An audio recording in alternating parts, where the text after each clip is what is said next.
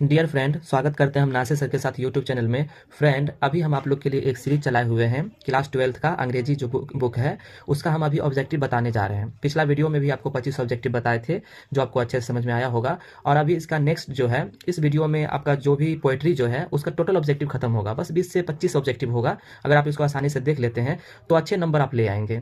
तो ये जो चैप्टर है इसका नाम है मैकिविटी द मिस्ट्री कैट। जैसे कि पहला ऑब्जेक्टिव है Macavity the mystery cat is written by. दोस्तों, हम इसका जो पहला वीडियो बनाए थे उसमें आपको बोले थे कि राइटर का नाम आप याद कर लीजिए। और 19 को इसका चैप्टर था और जिसका राइटर का नाम था। तो अगर आप उस राइटर का नाम अगर आप याद कर लिए होंगे, हम ये भी बताए थे कि आपको 10 नंबर आएगा, 5 नंबर प्रोज से आएगा और 5 नंबर पोइट्री से आएगा। तो अगर आप याद कर लिए होंगे तो आपको याद ही होगा। जैसे कि Macavity is the mystery cat is written by. इस Macavity is the mystery cat इसको किसने लिखा था? तो इसका हो जाएगा टी.एस. इलियट। ये टी.एस. इलियट लिखे थे, तो इसका आंसर हो जाएगा बी। उसके बाद है 2 नंबर इसका ऑब्जेक्टिव है डैश यानी खाली स्थान is a master of criminal. यानी कि मास्टर ऑफ क्रिमिनल कौन था? तो मैकिविटी था। इसका आंसर हो जाएगा मैकिविटी। मैकिविटी इज ए यानी मैकिविटी एक क्या था? तो एक कैट था यानी बिल्ली था। तो इसका आंसर हो जाएगा सी हो जाएगा। मैकिविटी इज द सेटलमेंट ऑफ यानी मैकिविटी कैसे सेटलमेंट कर रहा था कि तो एस्कॉर्ट यार्ड से। इसका आंसर हो जाएगा ए हो जाएगा। मैकिविटी इज कॉल्ड यानी मैकिविटी को क्या पुकारा जाता था?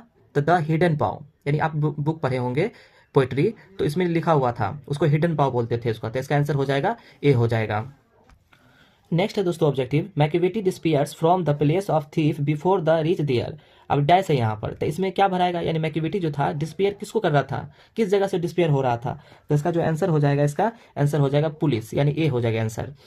Mongo Jerry and Griddlebone are also यानी मोंगो जेरी और ग्रिडल बोन हमेशा।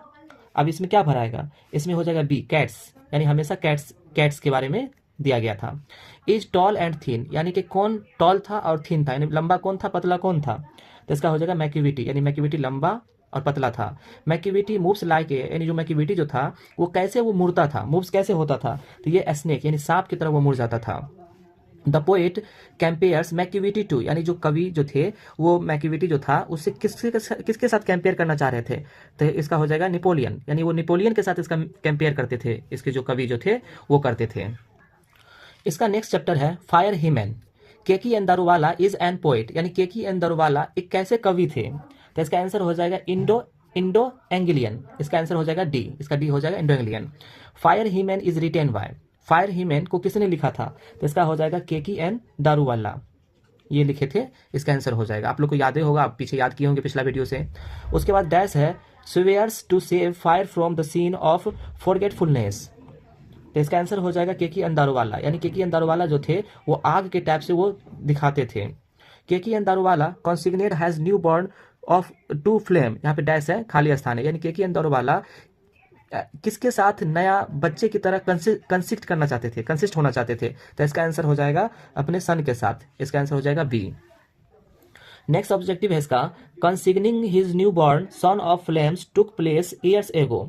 यानी कि उनका जो नया जो बच्चा जन्म लिया था वो कितने साल पहले की बात है ये? तो ये है 12 साल पहले की बात। इसका आंसर हो जाएगा 12। बिलोंग्स टू जोरास्ट्रियन रिलीजन्स यानी वो जोरास्ट्रियन का जो रिलीजन जो था उसे किससे बिलोंग करते थे, कौन करते थे? तो इसका हो जाएगा डी केकी एन दारूवाला उससे बिलोंग करते थे, उस रिलीजन से यानी धर्म से। Keki N Daruwalla belongs to religion. Keki N Daruwalla किस रिलीजन से बिलोंग करते थे? तो ये हो जाएगा जोरास्ट्रियन। अभी पिछला वीडियो में इसी को उलट के बताया था, यही है Zoroastrian. The dash child was consigned for fire under compulsion. तो इसका आंसर हो जाएगा फर्स्ट बॉर्न यानी जो पहला जो बच्चा पैदा लिया था उसके बारे में कंसिग्ड थे। The poet sees the red hot यानी जो कवि जो थे वो रेड हॉट किसको बोले थे? यानी लाल गरम लाल किसको बोले थे? तो बोले थे इम्बर्स को। The dash forgets it dead because sometimes it leaves the dead body half burnt। यानी जो फॉरेस्ट यानी जंगल जो था वो डेड हो रहा था क्योंकि समटाइम्स कुछ समय के लिए वहां पे क्या था, लोगों की मृत्यु हो रहा था, आधा आधा तो जल गया था उसमें। तो इसका हो जाएगा फायर यानी किससे हो रहा था? तो फायर से, आग से। नेक्स्ट ऑब्जेक्टिव है दोस्तों it was the dash of the poet along with him passing by the ghat. तो इसका क्या भराएगा, तो इसका हो जाएगा आंसर हो जाएगा B, father. The cremation of dead bodies, यानी जो डेड बॉडीज जो था, यानी कि मरा हुआ जो शरीर था, उसका क्रीमेशन आर समव्हाट डिफरेंट, यानी कैसे वो फर्क कर रहा था दूसरे से। तो इसका आंसर हो जाएगा पारसी, यानी पारसी का था इसलिए उसका फर्क कर रहा था।